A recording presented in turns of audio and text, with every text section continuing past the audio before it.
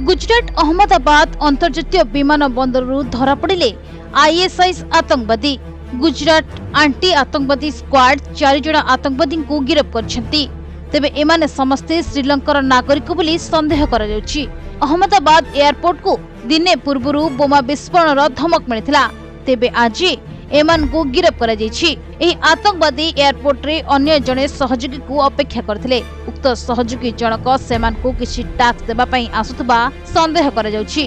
ठीक एही समय रे सेमान को गुजरात रो एसटीएफ गिरफ्त करछि। पुलिस सेमान को मोबाइल फोन रु किछि चार्ज जब्त करछि। मिलिथिबा सूत्र अनुसार एही आतंकवादी मानक निकटरू पाकिस्तान रु अस्त्र शस्त्र चालान होइथांता। आक्रमण करबा लागि मारास्त्र जोगाई देबाकू पाकिस्तान कुआडे प्रतिश्रुति दैथिला। सौभाग्यवश किछि अघटन पूर्वरु सेमान को काबू करि नेछि पुलिस। सेमाने श्रीलंका रु चेन्नई दे अहमदाबाद रे पहुंचले।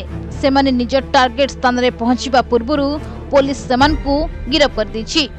ब्यूरो रिपोर्ट प्रतिदिन टीवी। मोबाइल फोन और सांगसाथी आपण पिलाटीर पाठपढ़ा और कैरियर को प्रभावित करुछि कि आपण सेति विवृत कि तेबे आज ही आसंतु आपण चाहुथिबा मन लागी संपूर्ण आवासिक स्कूल